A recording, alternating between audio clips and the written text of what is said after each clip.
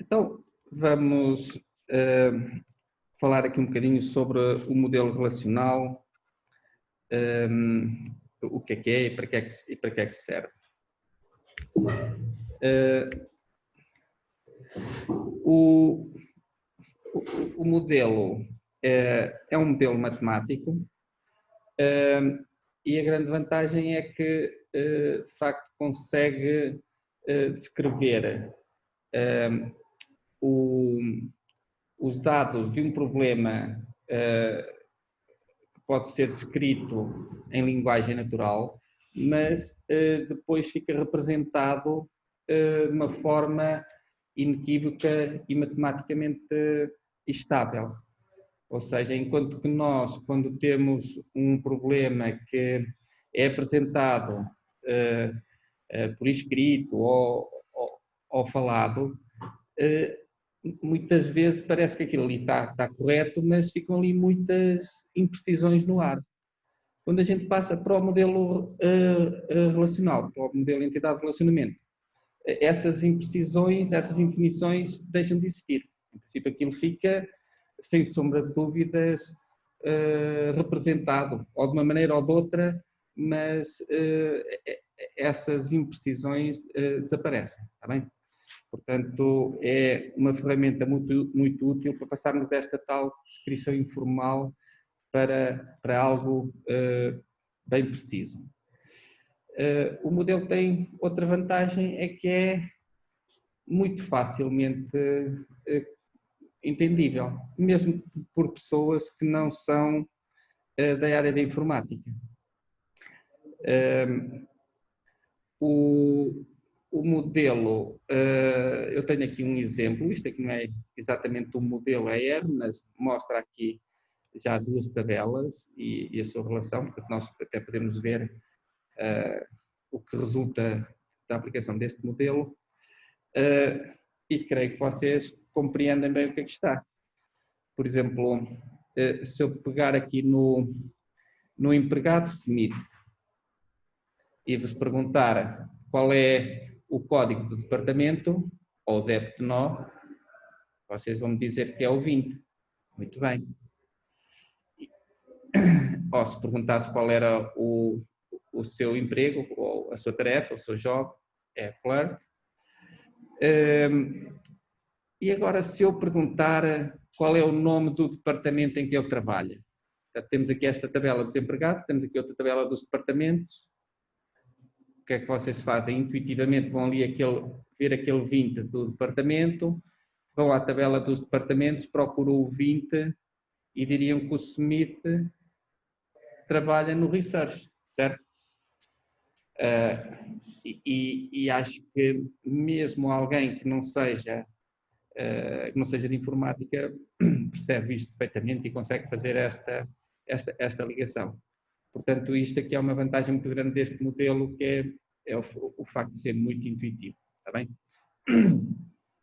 Já agora, como isto para vocês é uma revisão, aquele débito nó na tabela dos empregados seria chave estrangeira, e este débito nó na tabela dos departamentos já seria a chave primária, está bem? E existe aqui esta tal ligação entre a chave estrangeira e a chave primária. Ok. Não existe, assim, uma norma para representar um modelo entidade de relacionamento. No entanto, nós, como vamos usar uma ferramenta da Oracle, que é o SQL Developer, é bom que vocês fiquem habituados à terminologia, à nomenclatura que é usada, está bem? A Oracle adota o tal case method, enquanto que, por exemplo, o MySQL já adota até vários modelos. E temos aqui o slide, que é o slide 5, que tem aqui quase todos os símbolos que são usados. Eu sei um que falta, que é o único. Mas este slide pode servir, às vezes vocês estão em dúvida o que é cada coisa, podem vir aqui. Portanto, nós no modelo ER temos um modelo lógico, começamos tipicamente por um modelo lógico. O modelo lógico é assim um modelo mais abstrato, não, é um modelo que pode ser depois implementado em qualquer base de dados, pode ser Oracle, MySQL, SQL Server, SQLite, etc. E então, na ferramenta que vamos usar, o modelo lógico é representado por retângulos azuis com os cantos arredondados. Cada um desses retângulos corresponde a uma entidade e depois temos aquelas palavras lá dentro que são os atributos. Aparece-nos o nome da entidade, se um atributo é obrigatório aparece um asterisco, se for opcional aparece o O pequeno, e aquele atributo que tem um cardinal é o identificador único, está bem? O identificador único, como se lembram, é muito importante numa entidade, porque é aquele atributo ou conjunto de atributos que identifica univocamente cada registro, está bem? Cada elemento. Temos também aqui um relacionamento. O relacionamento que neste vemos aqui uns tracejados e um traço contínuo, depois já vamos ver mais sobre isso. Ora, este aqui é um modelo lógico, como eu disse, que é algo mais abstrato. Nem aparecem aqui campos correspondentes à chave estrangeira, mas quando nós passamos deste modelo lógico e vamos instanciá-lo num modelo físico ou num modelo relacional, já específica uma determinada base de dados, até já vamos usar a terminologia própria dessa base de dados. Isso vê-se bem, por exemplo, no nome dos campos. Em Oracle a gente usa o number, varchar2, noutras bases de dados, em vez de varchar2, usam text, por exemplo. Mas aqui já é um modelo relacional, já é algo que é específico do Oracle. Pronto, na ferramenta que vamos usar, isto aqui já são retângulos amarelos, de esquinas vivas. A chave primária aparece com um P, a chave estrangeira, que é uma foreign key, aparece com um F. Os campos obrigatórios com um asterisco, os campos opcionais não aparecem com nada, aparecem os tipos de dados e o tamanho dos tipos de dados. Já agora não falta aqui só representar os campos únicos, que aparece um U, tanto no modelo lógico como no modelo relacional, está bem? Já agora também tenho aqui um texto em baixo que diz como é que se deve ler este pequeno modelo que nós aqui estamos a ver. Eu digo isso porque às vezes vocês fazem leitura de forma incorreta. Acho que temos que partir sempre do singular e, portanto, o relacionamento lemos nos dois sentidos. Por exemplo, da esquerda para a direita é: cada departamento pode ter um ou vários empregados, quer dizer, pode, ou tem ou não tem, não é? Ou pode ter vários. Lendo da direita para a esquerda, não é muitos empregados têm, não, é cada empregado tem de pertencer a um e um só departamento, está bem? Ler sempre no singular. Ok, isto tinha para o MySQL, nós não damos. Então é assim, temos o modelo entidade-relacionamento e aqui era a questão de quais são os elementos que constituem este modelo. Se o modelo é entidade-relacionamento, já estamos a ver que os constituintes desse modelo vamos ter a entidade, os relacionamentos, pronto, e dentro de cada entidade também vamos ter os respectivos atributos, está bem?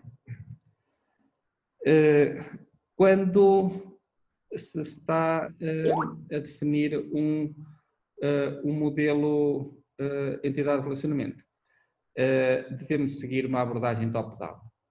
Ou seja, tipicamente devemos começar, aliás, eu até aconselho a pegar numa folha de papel, mesmo papel e num lápis, e desenhar nos retângulos que correspondem às entidades, ainda sem atributos ou só com um ou dois atributos, muitas vezes faço sem atributos nenhuns, e depois fazer o relacionamento entre essas entidades. Até normalmente vendo se é de um para muitos, de muitos para muitos, etc. Só depois de ter as entidades e os relacionamentos é que vamos detalhar os atributos, está bem? E o fazer numa folha de papel quer dizer que a gente rapidamente vai riscando, vai criando outras entidades e os atributos. Quando esse esquema está mais ou menos estável, então podemos passá-lo por uma ferramenta, no nosso caso vai ser o SQL Developer, e já não vamos estar a fazer muitas alterações e já temos mais certeza de como é que aquilo vai ficar. E portanto estamos a seguir a tal abordagem top-down, do geral para o particular. Quando estamos a definir um modelo ER, temos de saber o que é que vamos usar como entidades e o que é que vamos usar como atributos, e normalmente os relacionamentos não há grande dúvida. Há dúvida entre entidades.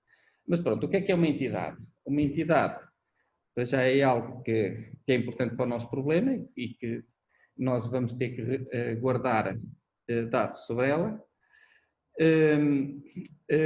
e corresponde a este conjunto de coisas que, portanto, são relevantes para o nosso problema e têm propriedades semelhantes. Um conjunto de alunos tem um conjunto de propriedades que é diferente de um conjunto de automóveis, não é?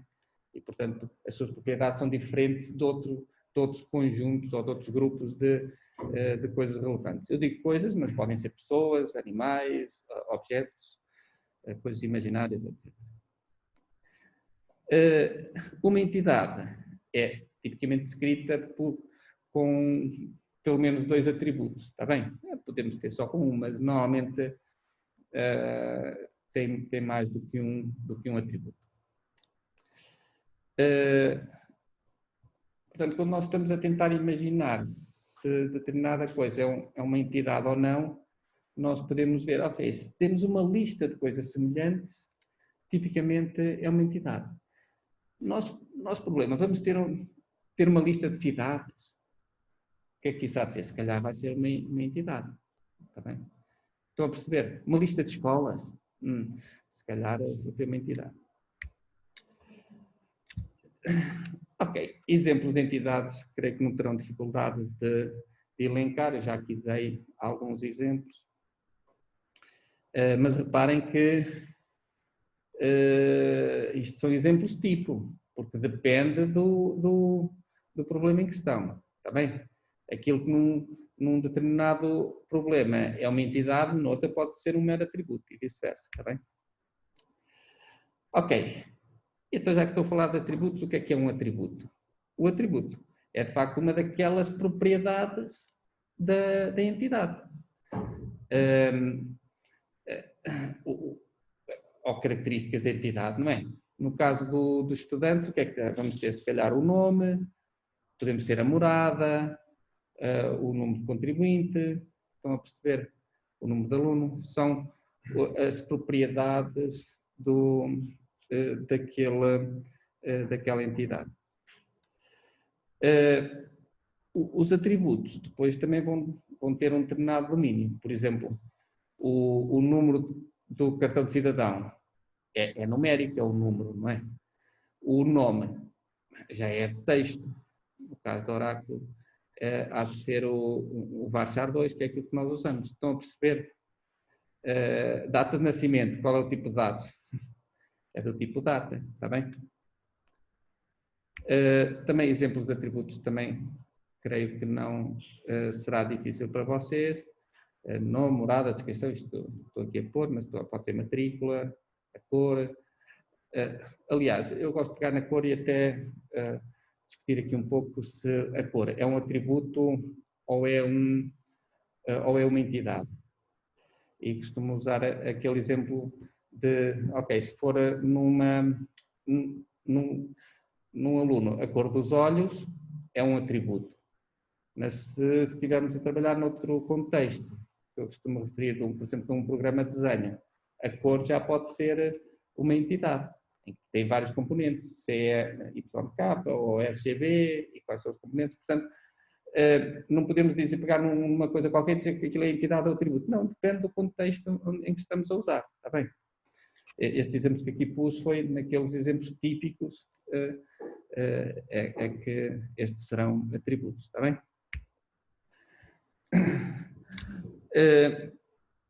Já cá falei acerca do identificador único, que é muito importante, e vocês também normalmente não têm grande dificuldade com isto, que vai definir unicamente cada elemento da entidade. Pode ser constituído por um único atributo ou por um conjunto de atributos, está bem? Nós ainda hoje iremos ver aqui exemplos onde temos o identificador único, que depois vai dar origem à chave primária, como sendo composta. De facto, nós podemos ter vários campos, ou vários atributos, neste caso, ainda estamos a falar no modelo lógico, que são únicos. Por exemplo, na ficha do aluno, podemos ter o número de aluno, podemos ter o número de contribuinte, podemos ter o número de cartão de cidadão. No entanto, depois só um deles é que vai dar origem à chave primária. Está bem? Eu também costumo referir que nós, o número de bilhete de identidade, ou o número de cartão de cidadão, o número de contribuinte, não devemos usar como chave primária por questões de privacidade, está bem? Porque a chave primária depois, se bem se recordam, vai aparecer como chave estrangeira nas outras tabelas e nós queremos evitar isso. Enquanto se for o número de aluno, ora, o número de aluno, em princípio, não quer dizer nada lá fora e mais difícil é conseguir saber quem é que é aquela pessoa. Que características é que tem este tal identificador único? Já cá falar numa, só tenho falado numa, que é o facto de ser unívoco. Não se podem esquecer, é que não pode ser nulo. Está bem? Não pode ser? Nulo. Nulo. Aliás, se for um identificador único composto, nenhuma das suas componentes pode ser nula. Está bem?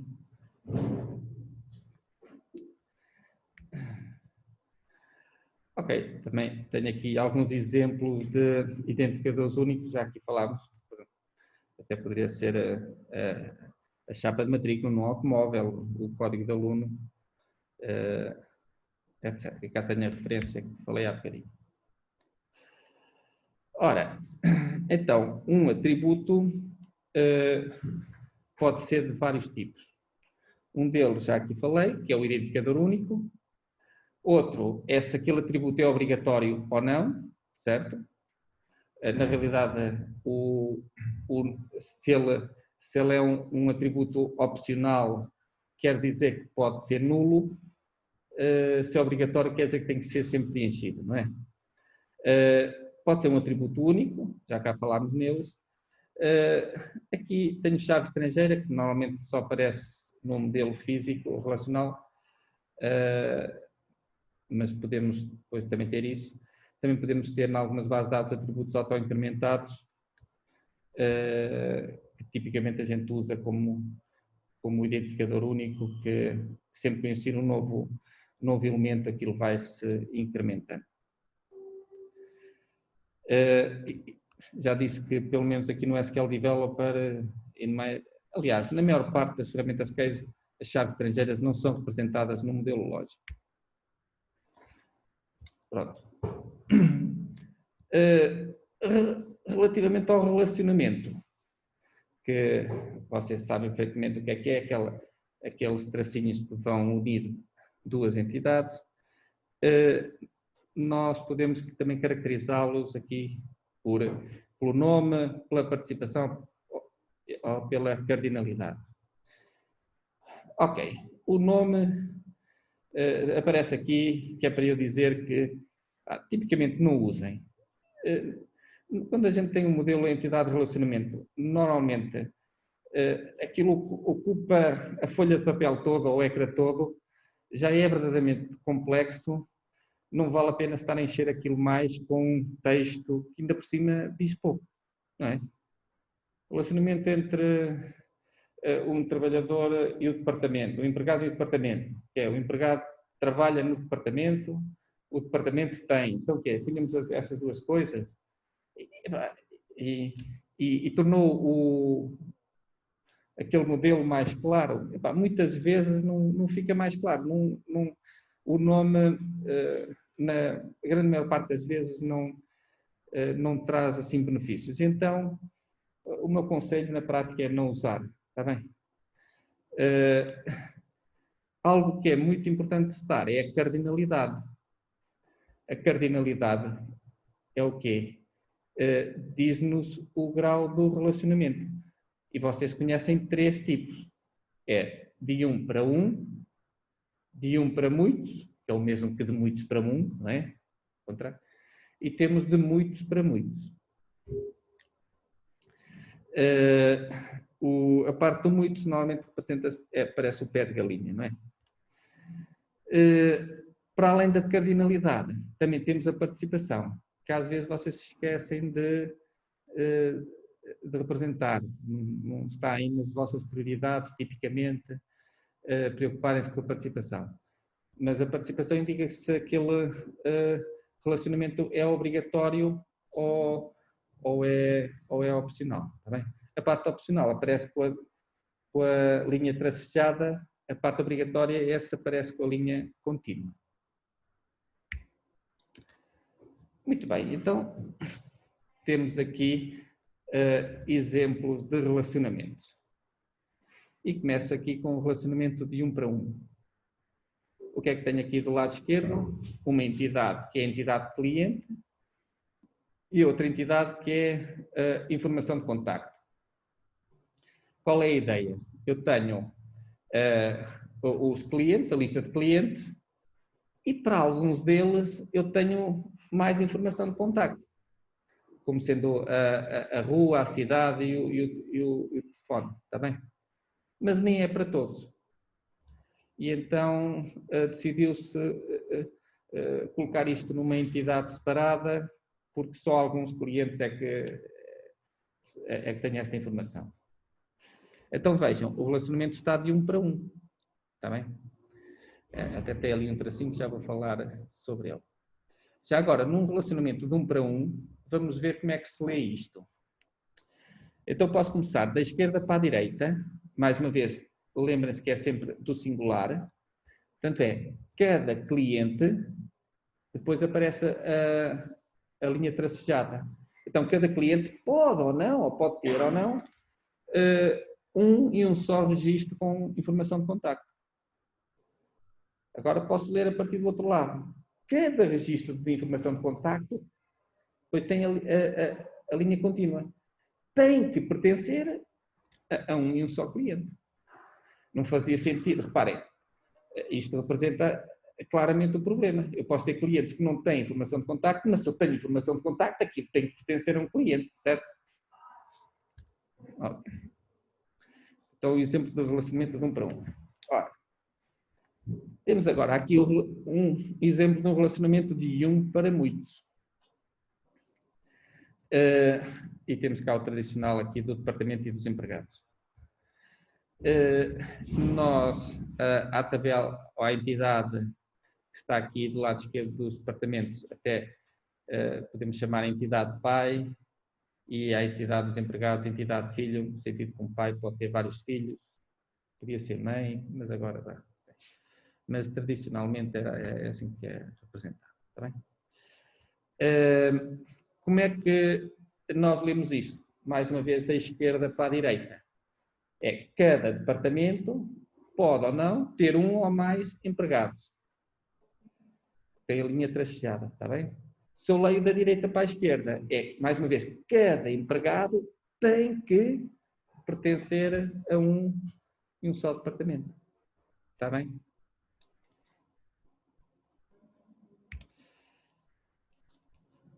Relacionamento de muitos para muitos. Tenho aqui um professor e os estudantes, né? O professor tem vários estudantes, cada professor tem vários estudantes, cada estudante tem vários professores, né? Neste caso, como é que lemos? É que cada professor tem de ter um ou vários alunos, cada aluno tem que ter um ou vários professores. Este é um modelo lógico que vocês sabem que quando eu vou implementar isto no modelo relacional, vai aparecer ali uma tabela de ligação, não é? Já vamos ver isso. Já agora, temos estes 3 tipos de relacionamentos, de 1 para 1, 1 para muitos, que é o mesmo de muitos para 1, não é? E de muitos para muitos. Qual é que é mais comum? Claramente o de 1 para muitos, está bem? Isto é de tal forma que, se vocês quando estiverem a fazer o vosso modelo, se vocês desenharem um relacionamento de 1 para 1 ou um relacionamento de muitos para muitos, devem procurar ver isso melhor, porque pode ser que estejam a ter ali uma deficiência na análise, está bem? É possível existir, está bem? Mas às vezes há ali uma falha na análise e na realidade aquilo ali devia ser algo diferente, está bem? Ok. Então, tivemos a fazer um modelo lógico, o tal modelo mais abstrato, e agora queremos passar daquele modelo lógico para uma determinada base de dados específica. Ou seja, vamos passar deste modelo lógico para o modelo físico ou modelo relacional. Está bem? Nestas ferramentas, como por exemplo o SQL Developer, quando a gente faz isso, podemos escolher para que tipo de base de dados é que nós estamos a fazer o modelo relacional. Pode ser para o SQL Server, para o MySQL, para diferentes versões até do Oracle. Portanto, já é algo que é específico. Pronto, e quando fazemos esta transformação, que é chamada é o Forward Engineering, tá bem? Em contraposição com aquilo que também aprenderam em base de dados 2, que era o Reverse Engineering, né? Ler o modelo, ler as tabelas e construir o modelo. Ok, quando a gente passa, quando fazemos este tal Forward Engineering, portanto, a engenharia direta, já vimos que vão aparecer as chaves estrangeiras. As chaves estrangeiras vão aparecer naqueles relacionamentos entre as duas tabelas. Aparecem na parte do muitos, não é? Quando tem um relacionamento de 1 para muitos, a chave estrangeira fica de um lado do muitos. E o que é uma chave estrangeira? Reparem, então, a chave primária tinha aquelas características de ser unívoca e não nula, e nenhum dos seus componentes ser nulos. E na chave estrangeira, será que temos as mesmas características? Não. Muito bem. A chave estrangeira pode ser nula e pode ser repetida. Não é? Por exemplo, imaginemos que eu tenho a lista de cidades na ficha dos alunos, não é? Ora, a lista de cidades na ficha dos alunos aparece como chave estrangeira. Quando estou a preencher a ficha do aluno, digo, ok, de que cidade é que é? Da Guarda. Pronto. O outro aluno, de que cidade é que é? Da Guarda. Cá estamos a ver repetições na chave, não é? Na chave estrangeira. E pode haver algum aluno que, epá, não disse qual é a cidade, não ficou preenchida. Portanto, pode ser nula. Está bem? O que acontece é que todos os valores da chave estrangeira têm que estar presentes na chave primária da outra tabela. Está bem? E esta é que é a grande restrição. É por isso que existe a chave estrangeira. Essa restrição é precisamente para isto. Ok, então neste processo de passagem do modelo lógico para o modelo físico, vamos ver o que é que acontece. E vou começar aqui pelo relacionamento de 1 para 1. Eu devo dizer que no que eu tenho aqui exemplificado, eu tenho só situações mais comuns, está bem? Um relacionamento de 1 para 1, e estou a usar o mesmo exemplo de há bocado, o cliente para informação de contacto. Eu já digo que é raro acontecer na prática, muitas vezes nós, se temos clientes e tem informação de contacto, a nossa tendência natural era pôr isso tudo numa entidade logo, não é? Aqui tem o primeiro nome, o último nome, tem o cartão de cidadão, está a ter a rua, a cidade onde mora, o telefone, fica tudo na ficha do... do cliente, não iríamos pôr duas entidades, não é? Tipicamente. Ok, mas o exemplo que temos é este e tem o tal tracinho ali no contacto, na informação de contacto.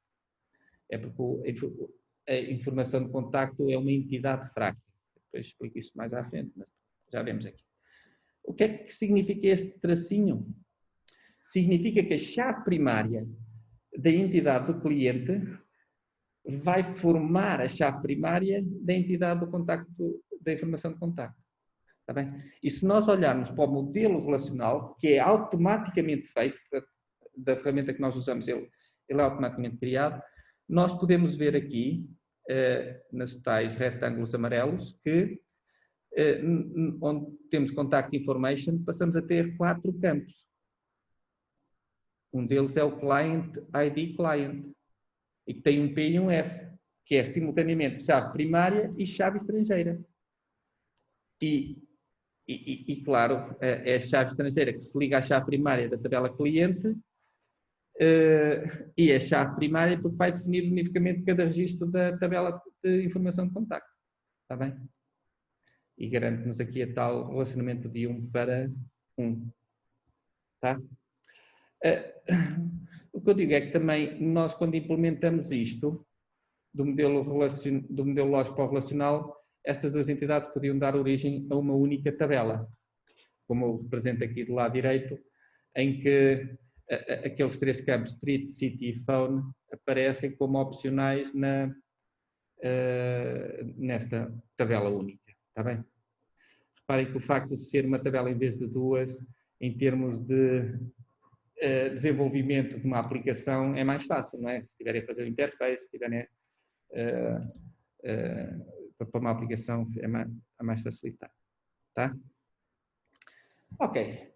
Passamos à seguinte, que é o relacionamento de um para muitos. E temos aqui entidade pai, entidade filho, que deu origem, cada uma das entidades, a uma tabela. Mais uma vez, do lado do muitos, aparece-nos mais um campo que é a chave estrangeira. Neste caso, é só chave estrangeira, porque a entidade filho já tinha um identificador único que foi dar origem à chave primária. Está bem? E agora aparece-nos aqui o tal U dos campos únicos. Está bem? O que é que, neste exemplo, eu queria mostrar? Queria mostrar esta parte da participação obrigatória e opcional. Está bem? A ver se fica esclarecido, que às vezes há alguma confusão nisso. Então vamos lá ver. Cada departamento pode ou não ter empregados. A gente olha para o modelo de baixo e, de facto, isso não aparece explícito. Mas, de facto, até está. Porque se pensarmos no seguinte, eu quando vou... Imaginem estas tabelas do DEPT e do EMP vazias. Eu vou inserir um empregado. Ou vou inserir um departamento. Desculpa, eu vou começar. Vou inserir um departamento que ainda não existe. Eu posso inserir departamentos. Não há nada que me restrinja a inserção de um departamento. Esse departamento que eu inseri tem empregados? Não. Portanto, é um departamento que ainda não tem empregados. Portanto, faz todo sentido estar ali atracejado. Está bem? Se querem que vos diga, e isto é importante, estranho era se aquele traço fosse contínuo e que dissesse o seguinte: cada departamento tem que ter empregados. Então isso é que para mim já era mais estranho, porque quando eu crio um departamento, como é que lhe atribuo logo um empregado? Eu estou a criá-lo, vou criar um empregado, mas é que se eu crio um empregado, reparem que o empregado está contínuo. Ou seja, eu quando crio um empregado, eu tenho que lhe atribuir logo um departamento, porque, portanto, o departamento tem que existir à cabeça.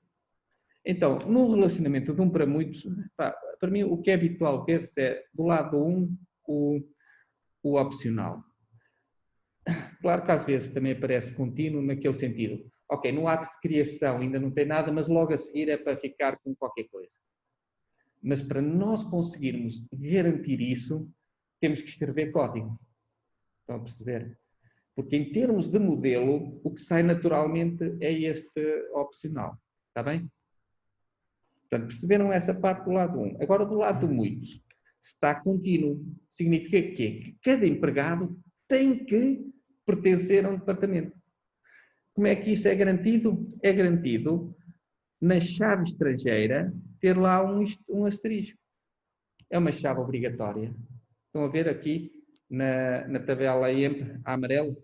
A chave estrangeira tem o asterisco. Portanto, aquele traço contínuo vai fazer com que na tabela fique lá um obrigatório na chave estrangeira. Ao invés, se em vez de estar traço contínuo estivesse tracejado, aquela chave estrangeira já não ficava obrigatória. Ou seja, eu podia criar um empregado e não colocar nada no departamento. Era um empregado que ainda não tinha nenhum departamento. Está bem? Depende do problema em questão. Está bem? Ok, passamos agora aqui para o relacionamento de muitos para muitos. Como já tínhamos falado, quando temos um relacionamento de muitos para muitos, aparece ali uma tabela de ligação. E, às vezes, essa tabela de ligação, se calhar quando se fala nisto, tipicamente, nessa tabela de ligação tem dois atributos, que são as chaves primárias das outras tabelas. E essas chaves primárias, que estão nessa tabela de ligação, são simultaneamente chave primária e chaves estrangeiras. Portanto, o que nós temos aqui neste exemplo, no Teacher Student, temos duas chaves estrangeiras que fazem ligação às respectivas tabelas e depois elas formam uma chave primária composta. Por isso é que lá temos o P nas duas, está bem? Ok, então deixa-me dizer-vos o seguinte, quando nós temos um relacionamento de muitos para muitos, nem sempre isto se faz desta maneira. Nem sempre nós queremos que as chaves estrangeiras que estão na tabela do meio, da tabela de ligação, formem uma chave primária composta. E é essa análisezinha que eu vou falar já de seguida, está bem? Então, vamos analisar estas duas situações. Quando é que elas são ou quando é que elas não devem ser a chave primária? Então, vamos analisar este exemplo, que é, eu tenho aqui a tabela das faturas, dos produtos e depois tenho a tabela das linhas de fatura, está bem? Ou das linhas de venda, como quisesse. E vamos a este exemplo, que é, na mesma fatura não pode haver várias linhas, neste caso são linhas de fatura com o mesmo produto. Ou seja, se nós vamos ali à mercearia comprar um pacote de leite, uma caixa de morangos, mais outro pacote de leite, isto na minha linha de fatura não aparece pacote de leite, caixa de morangos, pacote de leite. Não, tem que aparecer 2 pacotes de leite e uma caixa de morangos. Está bem? Porque pacote de leite, caixa de morangos, pacote de leite, isto não deixa. Não é? Porquê? Porque estavam repetidas. Uma chave primária tem que ser sempre diferente. Ora, imaginem, se aquela era a fatura 123, o pacote de leite é o produto 1 e os morangos produto 2, não pode estar 123.1, 123.2 e outra vez 123.1. 123.1 e 123.1 são iguais. E, portanto, como chave primária, não pode acontecer isso. Está bem?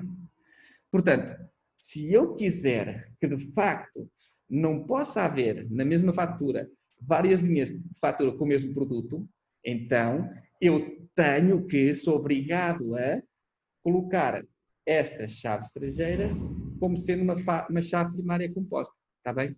Reparem que o próprio modelo impede-me de cometer esse erro, sem eu fazer nenhuma programação. Está bem? Pronto, e agora vamos ver o outro exemplo, que é na mesma fatura, linha de fatura e produto, só que neste caso, na mesma linha de fatura, podemos ter o mesmo produto, para a mesma fatura. Que isto aqui é o que acontece normalmente quando nós vamos ao supermercado. Né? De facto, eu se passo na máquina o pacote de leite, aquilo fica registrado pacote de leite, passo os morangos, fica os morangos, passo outra vez o pacote de leite, volta a ficar outro pacote de leite. Ou seja, pode haver repetição do mesmo produto, para a mesma fatura. Então, se há repetição, estes campos já não podem ser chave primária. Certo? E então, isto já obriga a que haja um outro campo que seja colocado como chave primária. Temos que criar uma chave sintética. Inventamos ali um outro campo, um ID ou um número da linha de fatura ou qualquer coisa do género. Está bem? E que já é chave primária. Está bem? Perceberam as duas situações? Nesta, o próprio modelo já deixa que isso aconteça. No outro, já impede. E eu não tive que programar nada. É só colocando isto no modelo. Está bem? Ok. Esta é outra situação que muitos de vocês já viram, que é o relacionamento recursivo. Pode ser um relacionamento de um para muitos, muitos para muitos, só que dentro da mesma tabela. Não é preciso serem duas tabelas. As duas tabelas são a mesma tabela. Está bem? E este também é o exemplo que vocês conhecem dos empregados. É o empregado que tem um supervisor. E um supervisor é supervisor de vários empregados. Portanto, é um relacionamento de um para muitos na mesma tabela. Porquê? Porque o supervisor também é ele próprio um empregado. Está bem? Podemos ter exemplos destes em peças, não é? Ou computadores. Isto é um computador, mas que é formado por um monitor, uma caixa, um teclado, que também são produtos que se vendem. É o relacionamento recursivo. Pronto, depois eu tenho aqui também a falar um pouco sobre generalização e especialização, que é o exemplo que aqui tenho eu tenho uma entidade que é a pessoa, mas depois temos vários tipos de pessoas, médico, doente e enfermeiro. E cada um deles tem atributos comuns. Existem na pessoa um conjunto de atributos, comuns, e depois cada uma dessas pessoas tem atributos específicos. E podemos ter isso no modelo lógico e saber como é que a gente depois implementa isso. E então eu tenho aqui 3 soluções, que é fazer o roll-up, o roll-down ou múltiplas tabelas. O roll-up é, pronto, eu coloco a entidade genérica, todos os atributos do médico, todos os atributos do doente e todos os atributos do enfermeiro, como opcionais, e fica tudo isso numa única tabela. O roll down é, eu pego na entidade genérica e com os atributos do médico e formo a entidade médico, pego na entidade genérica e os atributos do doente e formo a tabela do doente, pego na entidade genérica e no enfermeiro e formo a tabela do enfermeiro. Ou então ter mesmo isto com múltiplas tabelas, que ficamos com estas 4 tabelas com os seus relacionamentos. Portanto, há aqui várias formas de fazer isso. E também a escolha depende dos dados e do problema em questão. Porque nós, se quisermos, aquilo que fica tipicamente mais fácil para implementar, onde ser as 2 primeiras, por exemplo, se eu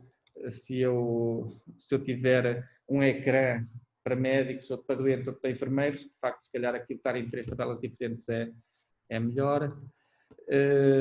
Por outro lado, se eu tiver ali um conjunto muito grande de atributos, eu normalmente quero aceder só aos atributos comuns e os outros separados, poderia usar outro tipo, mas pronto, fica aqui essa análise de situações que podem acontecer. Aqui é a falar sobre entidades fracas, já cá vimos isso naquele relacionamento de 1 para 1. Entidades fracas é quando essa entidade não tem, só existe porque é preciso ali qualquer coisa, porque existe a outra entidade que a vai identificar. Naquele caso era a informação de contacto. Eu preciso dos clientes. A informação de contacto só existe porque, pronto, para apoiar ali a informação de cliente. Não precisa ter um ID próprio. O ID até vem da outra. Está bem? Neste caso, o exemplo é dos empregados e os dependentes. Tem um dependente o dependente tem a chave primária do empregado.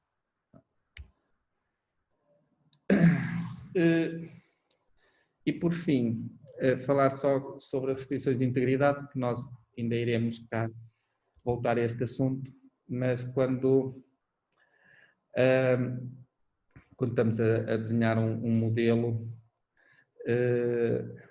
interessa-nos que as informações que depois lá vamos armazenar estejam corretas, sejam válidas. E para nós garantirmos que as informações são válidas, podemos desenhar um conjunto de regras e restrições, são estas restrições de integridade. E que nós, e isto é que é interessante, que eu já referi, nós, ao desenhar corretamente o modelo, já estamos a impor estas restrições, muitas delas. Por exemplo, a primeira, que é a identidade, restrição de integridade de identidade. Quando nós dizemos que existe uma chave primária, portanto que não pode ser repetida, já impedimos que, quando se estão a introduzir um novo cliente, que não se ponha um código que já existe no outro. Ou quando estou a pôr os números de contribuinte de um cliente, um número que já tinha sido dado, já tinha sido inserido no outro cliente. Portanto, mais uma vez, sem código nenhum, isto ficou automaticamente implementado. A outra é a restrição de integridade referencial, que é dada pela chave estrangeira. Eu não posso pôr ali uma cidade que não exista na tabela da cidade. E também não tenho que escrever código nenhum. Não deixa pôr, a própria base de dados não deixa colocar esse código. É aquela chave estrangeira que obriga, impõe esta restrição. E quando definimos os atributos, definimos o seu domínio. Já cá falei, então, se uma data é do tipo date, eu não consigo lá escrever texto, não consigo lá escrever uma data que não exista, o dia 32 de março, nem tem atenção os anos bissextos comuns, hoje estamos a um determinado dia, e sabe-se exatamente qual é o dia da semana, portanto não posso fazer isso. No nome, se eu ponho um nome de 30 caracteres, quer dizer que não posso escrever 40. No telefone, se eu ponho que é numérico, não posso escrever texto. Estão a perceber? Mas não é só isso, o domínio. Eu posso, no domínio, dizer que o preço de um produto tem que ser maior que 0, e, portanto, consigo colocar essa restrição, ou que o texto que está naquele campo só pode ser masculino ou feminino, e só podem ser essas duas palavras, e se calhar podem ser em minúsculas ou maiúsculas, ou com a primeira letra em maiúsculas, ou então só de uma determinada maneira, está bem? E nós conseguimos impor essas restrições quando se cria o modelo relacional. E, mais uma vez, sem ser preciso mais código, está bem? Podemos dizer que um determinado campo é obrigatório ou que é opcional, enfim, fazer esse tipo de coisas.